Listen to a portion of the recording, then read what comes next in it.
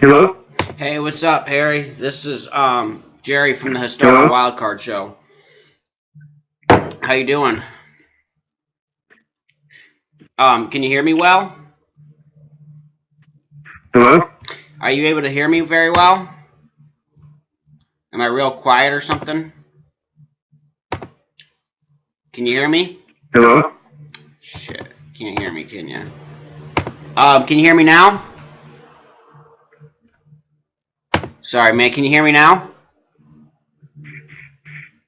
Can you hear me now?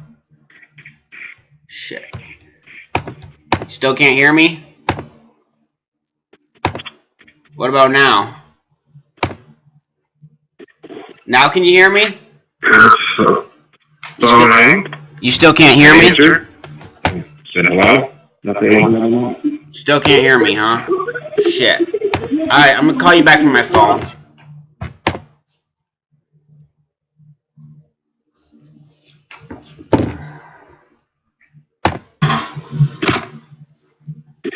Now can you hear me?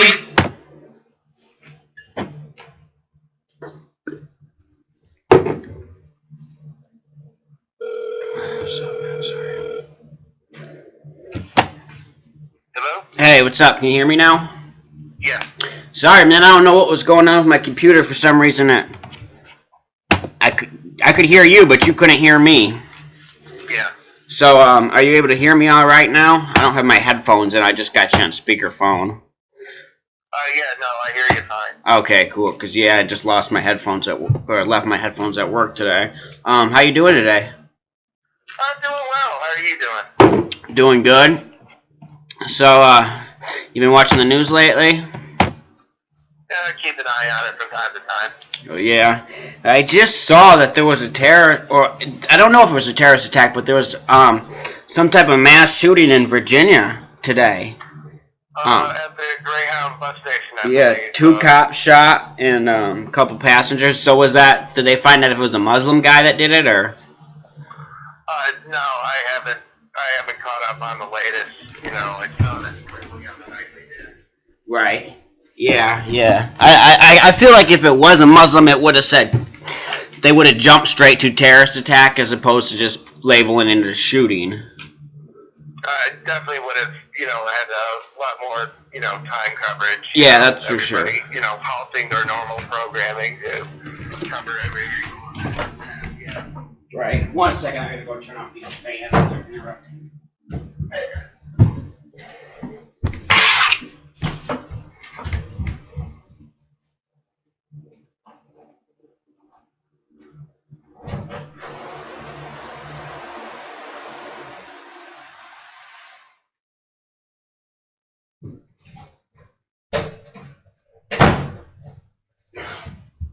Alright, so it looks like my broadcast is live right now. I got 0 people watching. This is the first live stream I've ever done. I've only got one other video up there. So who do you like in the election? Do you got a favorite? I really don't have any preference for a candidate as of yet. Right. To me, it seems that all 5 of them want to spend more money than coming in, and we're already in debt enough. Yeah. So, no, I don't have a particular candidate I prefer. It would have been nice if Rand Paul wouldn't have dropped out, huh? I don't know. He ran a strange primary campaign. He was trying to reach out to a much wider audience than the libertarians, and that just seemed to backfire. Yeah, backfired big time. Plus, he had to keep the Senate seat on the back burner, so, you judge the win. You're not going to get the primary, so, focus on being a senator. Yeah, he had a huge lack of charisma. Otherwise, I feel like his message was good, but he just lacked the ability to communicate it to anybody. He just wasn't good at talking, He kind of talked like a loser, but he was... I liked his message the best, small government. I'm all for that, Yeah, in the Senate, in the Senate, the only way you get noticed is being long-winded or wonkish or yes,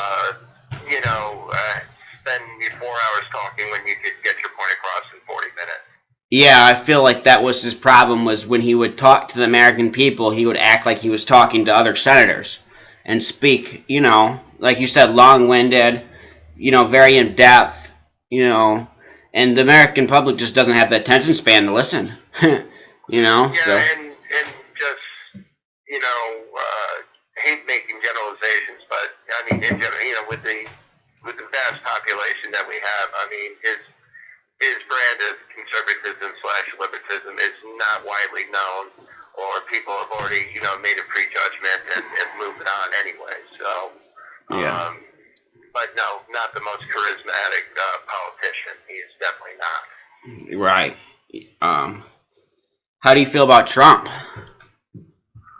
Um, oh boy, where do you start? I mean, he said so much stuff nobody can keep track of. What his what he truly thinks or believes. I gotta say, in some moments, don't care for the fiery rhetoric. In his more lucid moments, I think he's brought up some interesting things and crossed some lines that have not been said publicly or political race.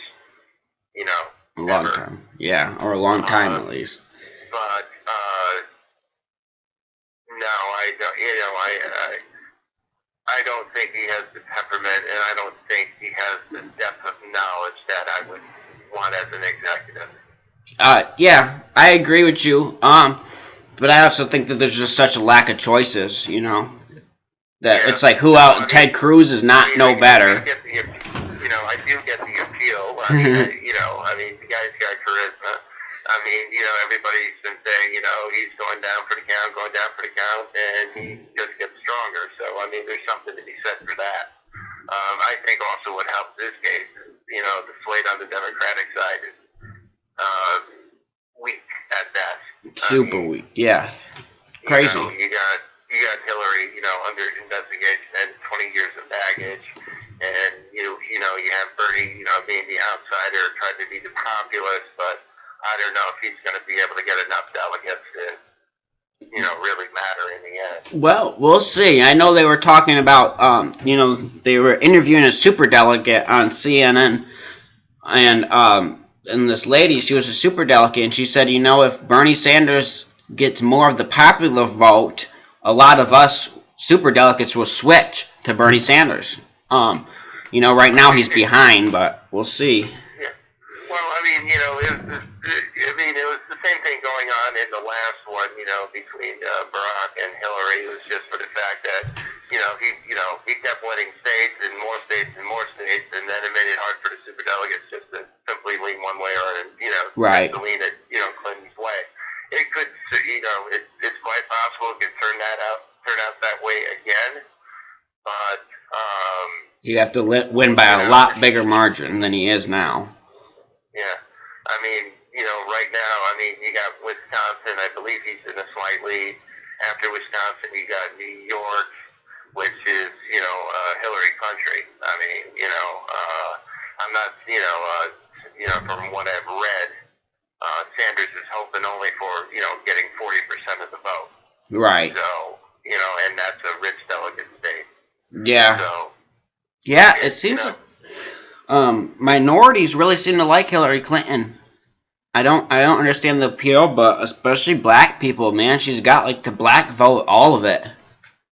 Yeah. Well, I mean, like I say, for some, being politics for 20 plus years is a negative, but over the course of time, they've always cultivated that section of the voting demographic. I mean, that's just how it's been. Obviously, when it was Barack versus Hillary, there was actually a choice. Right. Yeah, another black guy. Yeah, for sure. Let's face it. I mean, she swept the South. Let's not Yeah. put punches on that. I don't get it. But like I say, being the lead at this stage of the game, it really does favor who's in the lead at the moment. So yeah, I still think in the end she's gonna get enough delegates. Yeah, and let's say she does get the delegates, and the FBI says You know, the investigation has turned up something and we're charging you. Then what? Then I imagine it'd be up to the Democratic National Committee to What? sort it out in their bylaws. I guess if she becomes president, she could pardon herself. Yeah, that would be interesting. I don't think she did anything wrong, to be honest. But I don't know. You know. I mean, I have no idea, but it sounds like she did nothing wrong. Like she used a computer she used a different email address to conduct business. Like it sounds like that email was also pretty secure, even though it wasn't through the state or through the government. I don't know. Well, I imagine there's a whole list of protocols of what you can or cannot do, and the FBI investigation is going to shake that all out. If it's enough to serve a warrant, so be it. And if it just goes away, it goes away. But I recall, I mean, it had to be only a couple months into her campaign. I believe it was a representative from Alabama, said, if she ever stepped foot in the White House, I'd start, the impeachment proceedings day one. So take it for what it is. Right. Yeah. Well, we'll see. I mean, yeah.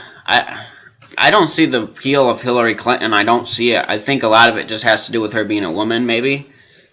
But she is just killing it. I mean, she's getting a lot of votes, and I don't understand it. I mean, I liked Bill Clinton. I think that he did a good job. I was only like 15 when he was president, but I remember the country was doing okay.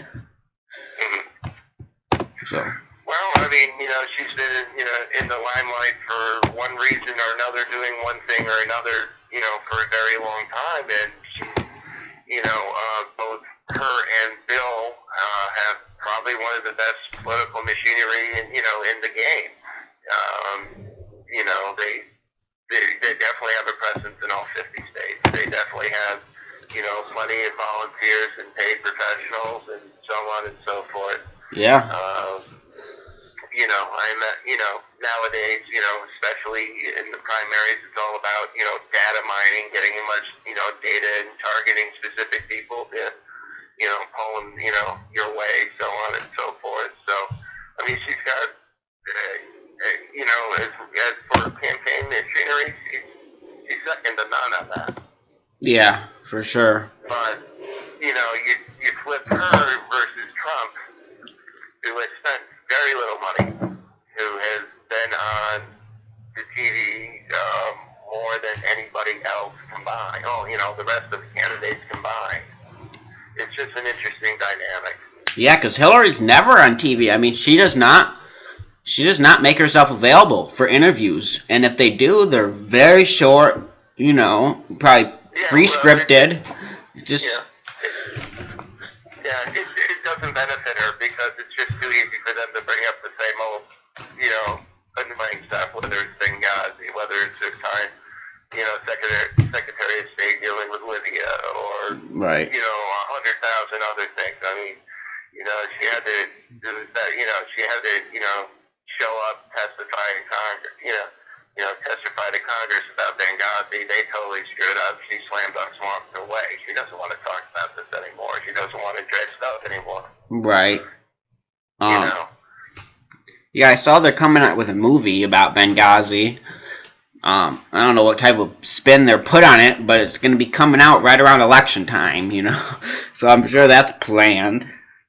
We'll see if they put a real negative spin on her. I mean, I'm not exactly sure what actually happened. All I know is she said that when it first happened, she said it wasn't a terrorist attack, and somehow, supposedly, that got 13 people killed. But I don't know if that's true. Or I just don't have enough information about it to know anything really about what happened in Benghazi. Probably in most situations like that, never going to get the full story. Exactly. And, it's tragic, those that, perished at the embassy was, it was terrible. But, when it becomes now, to score political points, above and beyond the fact, then it just gets tired and disturbing. And also, considering the length of the investigation,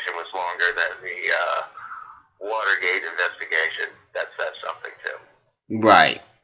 Yeah, I feel like nowadays these government agencies will drag out any investigation they can for as long as they can because they need work. They need something to do.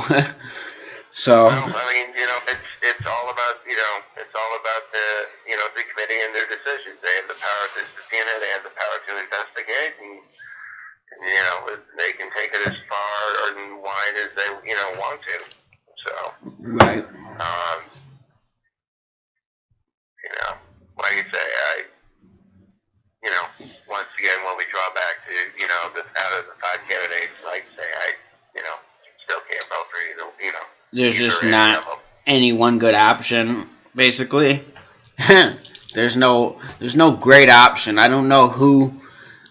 I kind of like Trump because I don't really care if a person's politically correct or what he says. It's kind of like if you had a dishwasher and he washed dishes really well, and you run a restaurant and this guy is a great dishwasher, but he's racist. And then on the other hand, you got this guy that's super politically correct. You don't know if he's racist or not because he never ever would say it out loud. He filters everything he says, but he's slow at washing dishes. I'm going to probably take the guy that's openly racist because his job is to wash dishes. And that's kind of how I feel about Trump. Like, if he's more confident at balancing the budget, and cutting overspending and stuff like that, then who cares what his. It doesn't really matter what he says. It matters how he performs the job. Uh, I mean, I wish we had a Yeah, better but choice. We don't really have a better choice, I feel like. I mean, it's not as simple as that. I mean, if we're talking about balancing the budget, that means he's got to work together with Speaker of the House Paul Ryan because he's the one that sets the agenda on taxation and fiscal policy. Right. So I mean, yes, his negotiating skills can help, but you got to keep in mind with Paul Ryan, he also has to stave off Tea Partyers and Republicans that want to overthrow the established Republican like a Paul Ryan. So it's a tough act because they want to cut more than Ryan wants to, and they disagree on a rider or a bill or whatever. It's going to take a lot of tricky negotiations, and there's just going to be some things, even though he's the president, that's out of his hands. Right. Yeah. I feel like he'd be good at. Um, I feel like one of the president's most important jobs when he gets into office is who he um hires. To do who he appoints. I feel like a lot of presidents they appoint people because of political reasons rather than the fact that this person is great for the job. And I feel like Trump might be really good at appointing people that are good at the particular thing. Um, and like I kind of like Bernie Sanders too. Like better than Hillary at least. He talks about the trade deals and shit like that, and I mean I've listened to how some of these trade deals are done, and it's just pathetic that we would even allow our government to do that.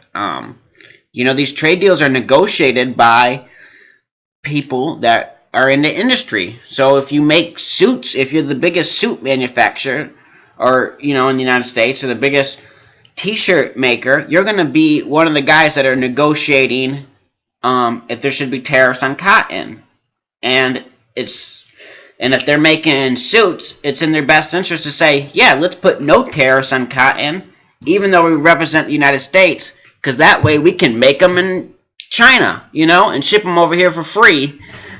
So it's really not in their best. They don't have the Americans' best interest at heart. They've got their business, which is understandable. So they're not the people that are negotiating our trade deals aren't really negotiating for us. They're negotiating them for themselves, which I think is just ridiculous. Well, I mean that's been the disconnect for for many decades. Uh, what the average citizen sees as the problem, they don't necessarily see it the same way. They're thinking large larger beyond us. Right. Also, yeah, there is, too much peddling. There's too much influence. But, the thing of it is that the only way that, that cycle ever stops is that somehow you get in and you get enough votes and you make it stop. Right.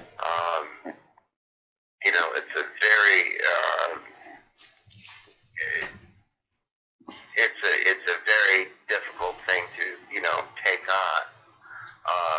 But I also think one has history has always indicated every time that capitalism is involved, whether it's from agricultural to the industrial age, and the industrial age to the computer age, for so on and so forth. If we don't adapt to the changes and find where the work and the jobs are, once you get behind, you tend to stay behind. Right. So, unfortunately, whether the, trade deal, gets passed or turned down, that's out of my hands. And it doesn't matter who I vote in for office, it's still out of my hands. Right. Right. Yeah. Yeah. I think that more people are starting to realize it. But yeah, like you said, I think that is the main problem with our government today, is that everything is out of the citizens' hands. Because all our decisions are pretty much made on a national level.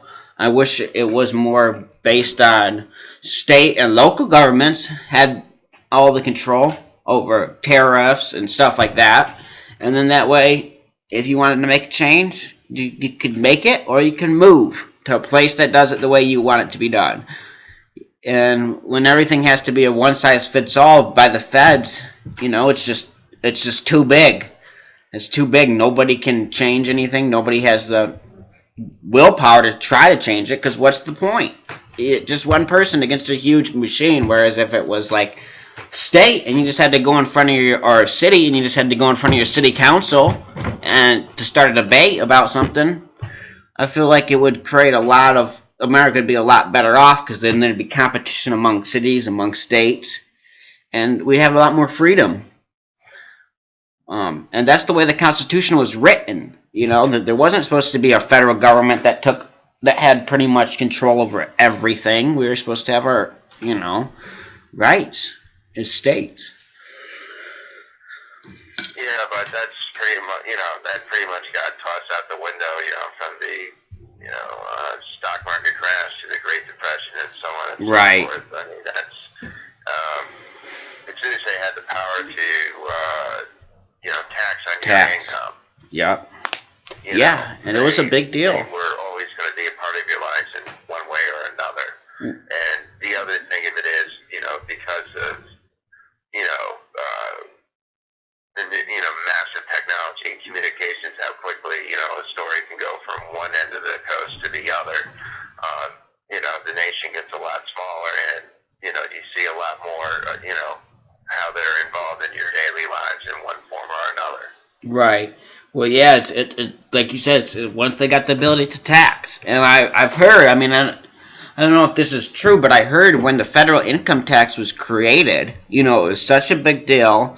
There's huge riot, or a protest on it. But one of the parts of it was saying, in the law about the federal income tax, was that it was never to exceed 1% of your income. So that they was pitching it as this is going to be a teeny little thing that the federal government's going to do to create interstate highways. It's not going to be big. And nowadays it's everything. I know we pay property taxes and state taxes, but the states still don't have any control, because the federal government will withhold money if the states don't want to do it the way, if the states don't want to. There has been, those types of deals go on between the federal government and the states. Some of the problem is also that, as a state, the more debt you incur, the chances are that, you're looking for a federal handout, which means there's going to be strings attached to that as well. Right. It's a double-edged sword. Yeah. Probably the most freest states in our country are the ones that,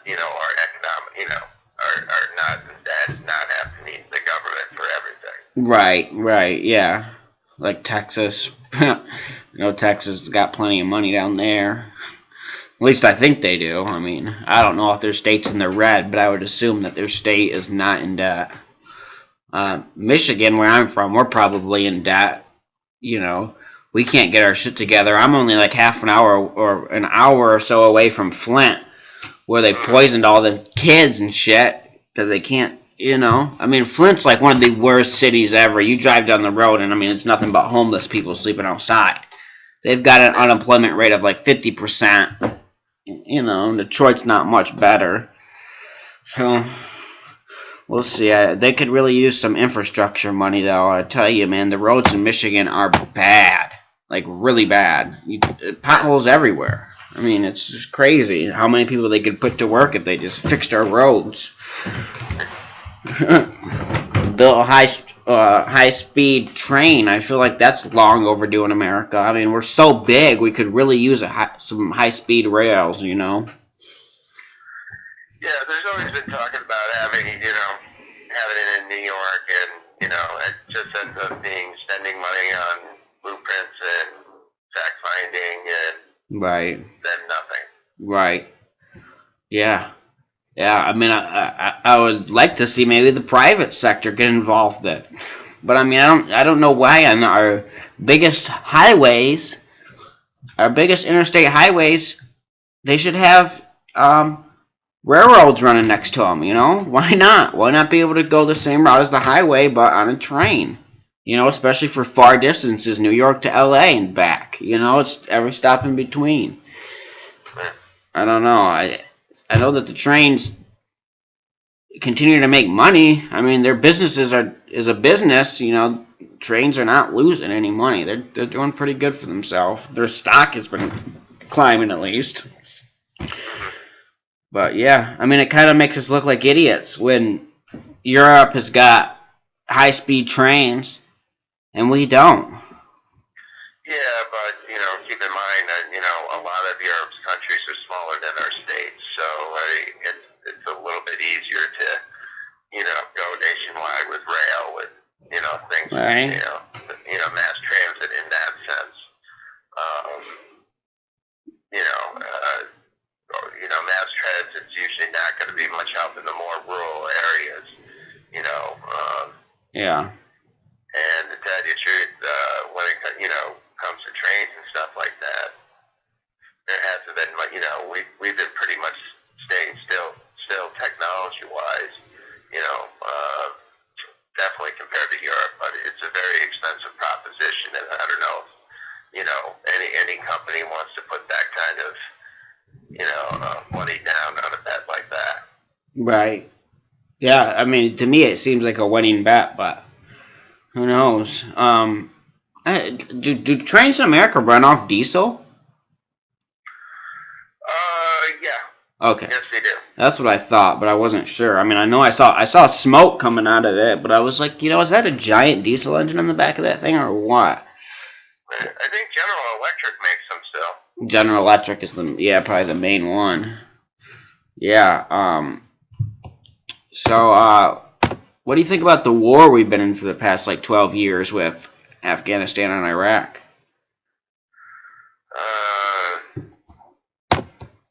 Can understand, going to Afghanistan, to go out, to track down Osama bin Laden. Totally get it. Right. Nation building wise for Afghanistan, it's been a failure from the start. It's been a failure all the way through. The borders are still porous. I don't see anything positive there. I think that it's been a complete failure. I mean, we've killed, I think, around 6 million people in the Middle East in the last 10 years. Mm-hmm. I mean, it's crazy. They killed 2,000 of us. We kill 6 million of them. When can we call it a win? They killed 2,000 of us. We should have went over there and killed 2,000 Taliban members. Declared victory and left them the hell alone. When we kill 6 million of them, we give them a reason to be pissed at us. Those people over there wouldn't be coming all the way across an ocean to fuck with us If we didn't just kill their whole family, they'd be too busy killing each other than to come mess with us. But every time we drop a bomb or a drone kills a bunch of kids and shit, their parents get pissed. Or the kids whose parents are killed, they get pissed. And they actually have the motivation to come all the way to America. Even though they don't have the means to get here, they figure it out. Whereas if we left them alone, they'd be too busy killing each other than to come mess with us. That's the way I feel. 6 million people is a lot of people to kill. It's too many. We shouldn't have done it. I agree. It's crazy, and I think that if you put it to most Americans like that, they would agree that we shouldn't have killed that many people. Even people that are pro-war. If you say, oh, so you support the military, you're pro-war, you think that we should bomb the hell out of those Middle Eastern people? Do you think we should kill 6 million of them? Including, and bombs don't discriminate. They'd probably mostly say no, but we just keep doing it. I don't get it. And we've gotten them so pissed off to the point now that it's kind of like, even if we do leave them alone, they're still so pissed. They're going to be pissed for a long, it would take a long time for them to start forgetting about us and start focusing on their other enemies.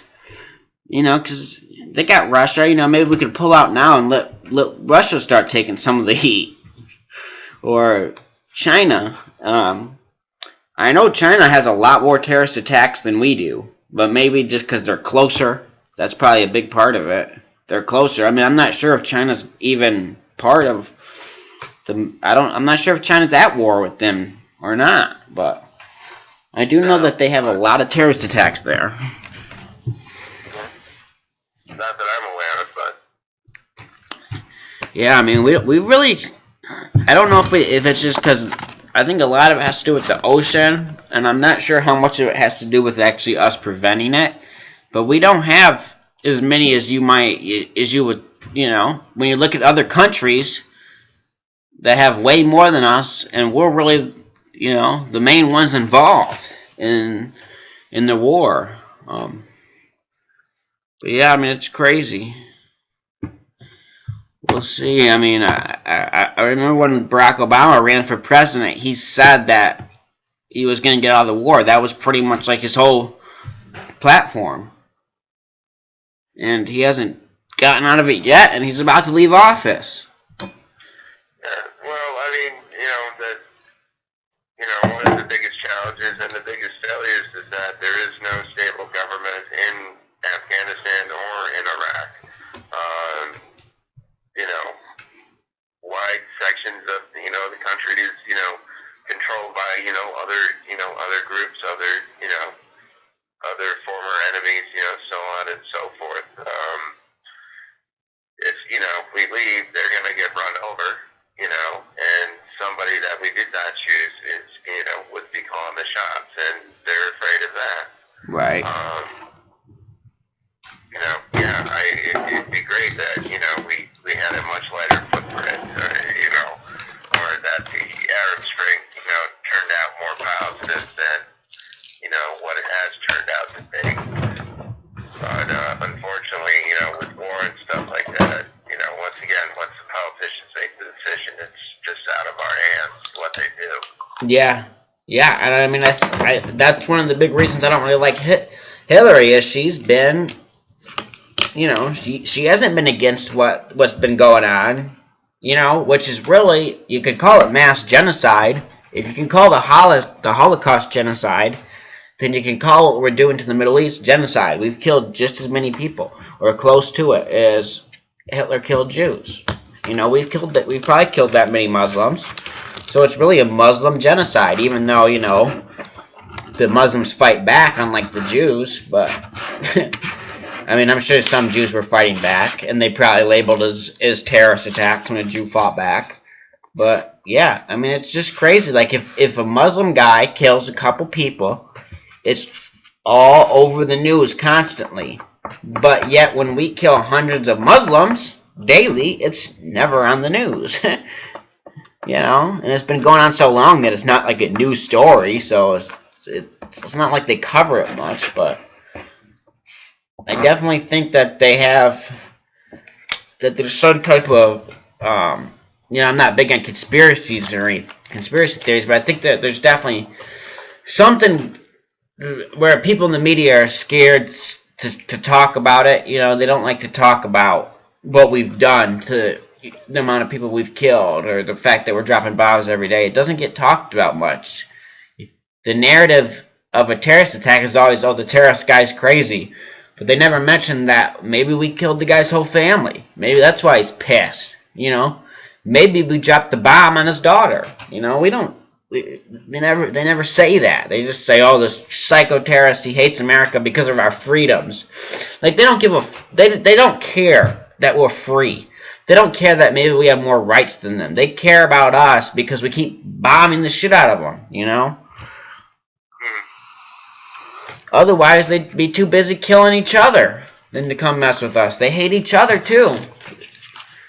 It looks like a lot. I mean, they die young over there. They don't plan on living long. They're not going to want to jump on a plane and come all the way across the ocean. They don't have the time for that. They're too busy killing each other. They wouldn't come do that if we didn't do something first. They're too. Their lifespan's not long enough to think that far ahead. I mean, I've seen villages on TV over there where the oldest guy, there's like one guy that's like 50, and then everybody else is under the age of 20, Everyone else is dead. It's nuts. Let's see what else is. Why don't we end it here? Okay, yeah, man. Nice talking to you though, and Yeah. take it easy. All right. Thanks.